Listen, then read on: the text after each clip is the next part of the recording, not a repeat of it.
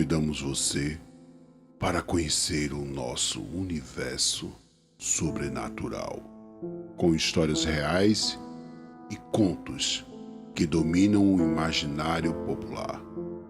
Fatos cheios de mistério e sem explicação. Toda sexta-feira você vai encontrar em nosso canal sempre um novo conto. Agora, fique com mais uma história feita especialmente para você e tenha bons pesadelos.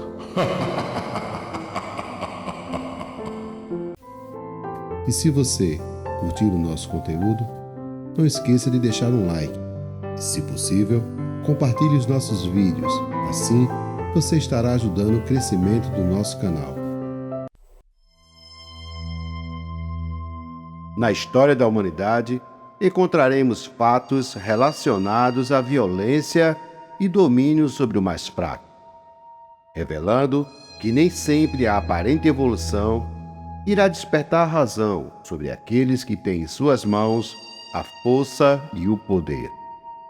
Muitos povos no passado foram vítimas de tal atitude, e não foi diferente no continente americano, onde os seus dominadores usavam a intolerância religiosa como justificativa, demonizando assim todos os que tinham outra forma de enxergar o mundo ao seu redor. O Brasil tem marcas que ecoam até os dias atuais, quando no início tentaram escravizar os povos originários, que amavam a liberdade e respeitavam a natureza, mesmo existindo diferenças entre eles, mas que era algo muito peculiar de cada tribo. Ao perceber que seria impossível o domínio sobre os mesmos, optaram por trazer do continente africano pessoas que eram caçadas e dominadas. E nessa transição, eles perdiam a sua liberdade e tentavam apagar a sua história, mudando seus nomes e separando as famílias. Após uma seleção, eram colocados em embarcações que cruzavam o oceano, que eram conhecidos como navios negreiros. Hoje conheceremos a trágica história que envolve uma noite de tempestade que aconteceu no estado da Bahia, na cidade de Salvador, onde teve um final tenebroso. Porém, um alto preço foi pago por quem seria responsável por tal evento, que aconteceu no local onde se encontra o Mercado Modelo, onde era uma alfândega que teve a sua construção iniciada no ano de 1843 e foi inaugurada 18 anos depois, mesmo uma obra inacabada por Dom Pedro II.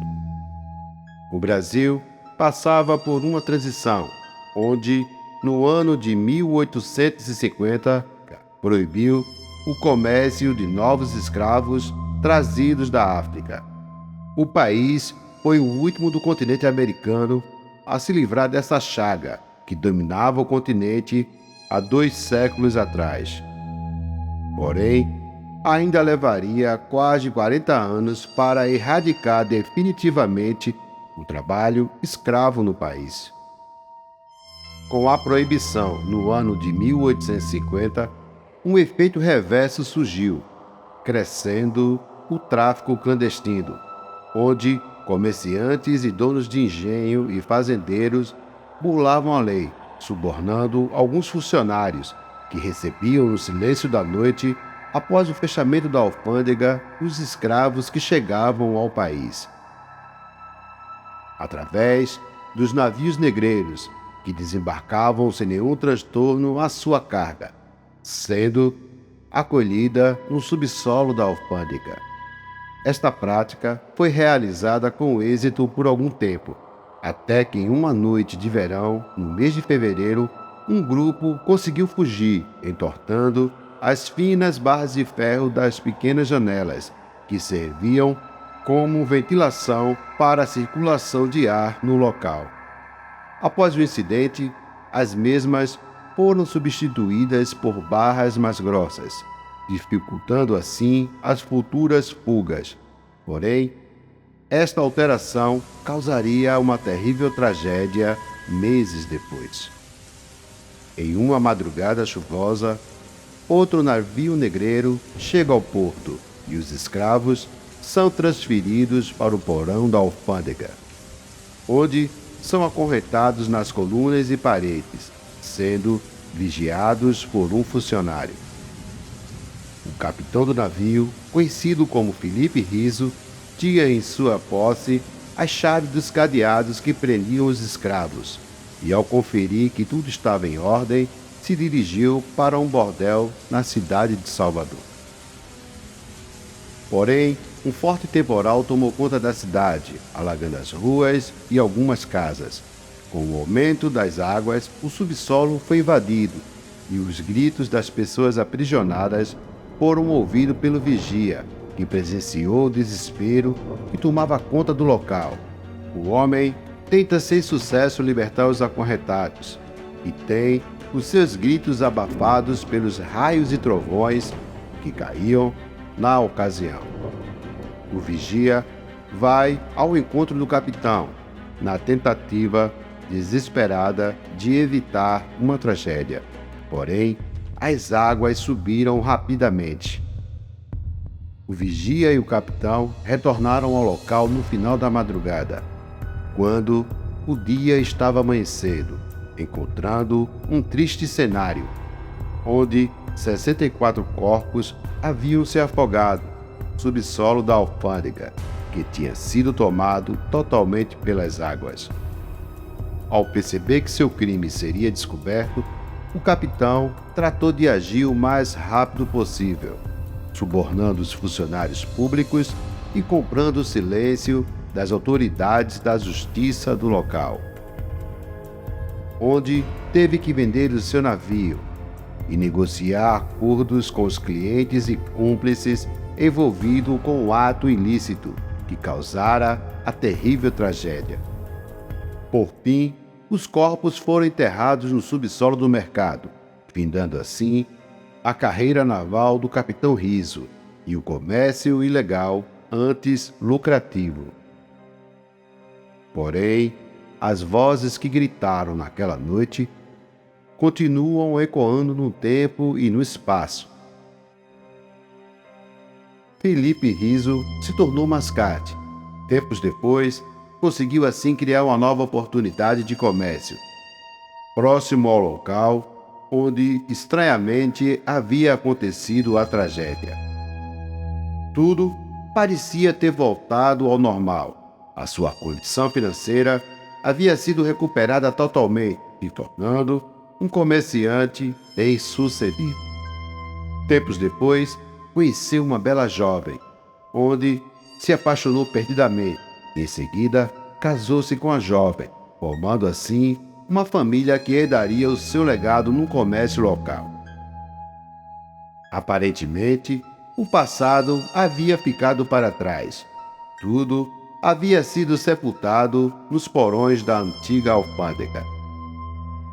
Anos depois, Felipe passa o comércio para o seu filho mais velho, que desempenhava a função administrativa de maneira exemplar.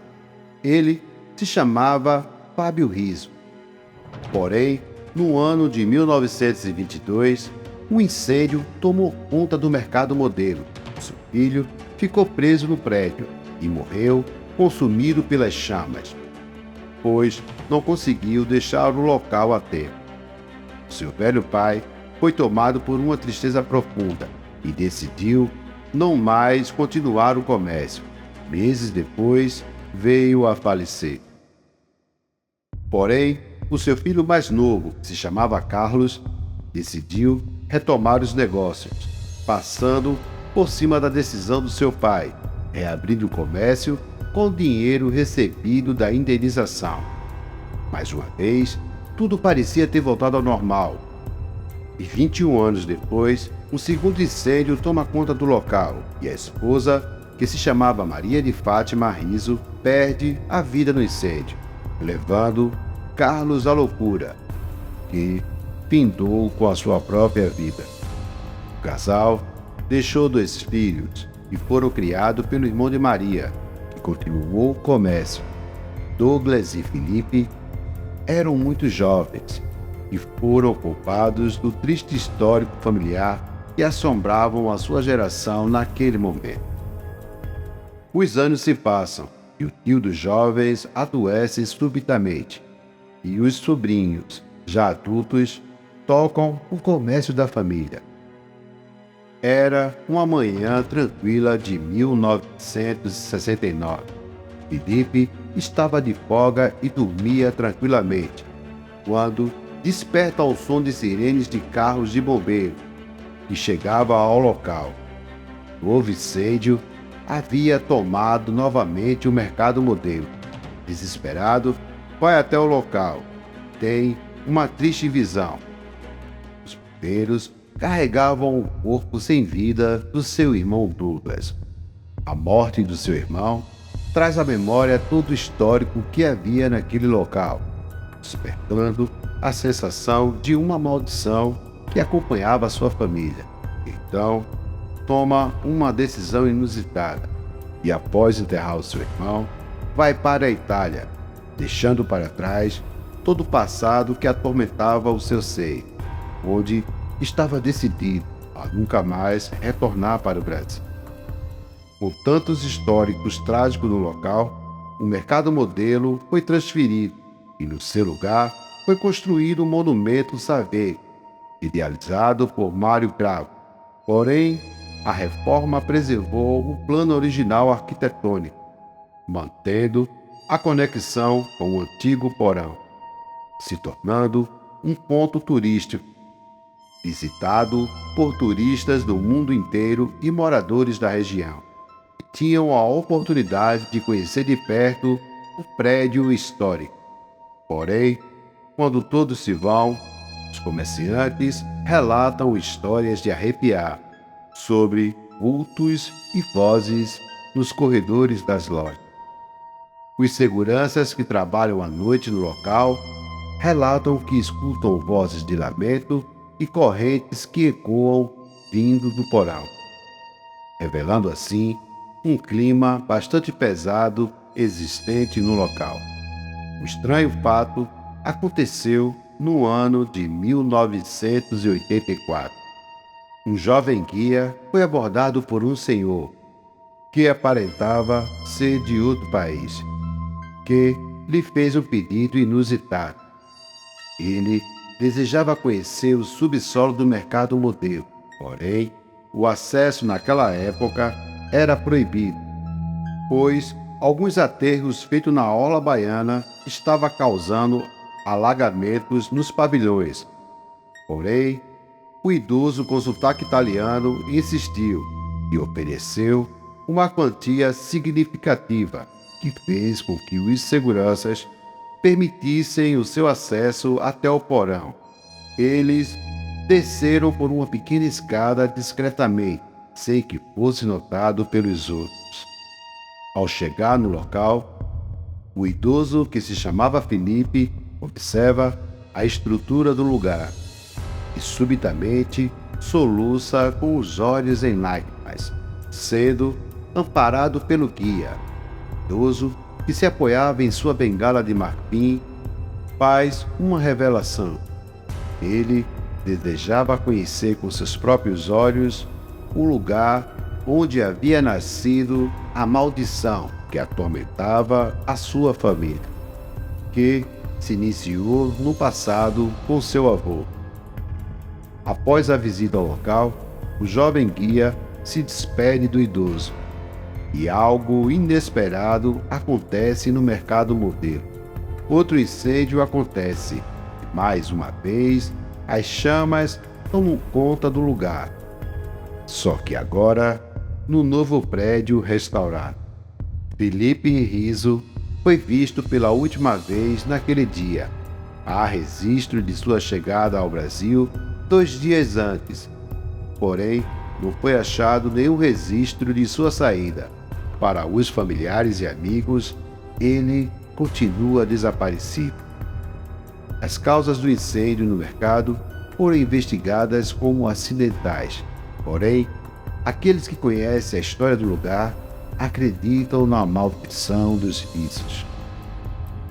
A ganância humana, muitas vezes, deixam marcas que ecoam para sempre, clamando por justiça. Boa noite e até o próximo Contos da Madrugada.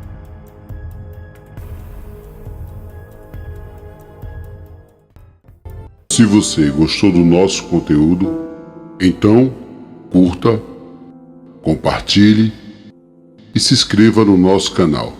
E muito obrigado. Até a próxima!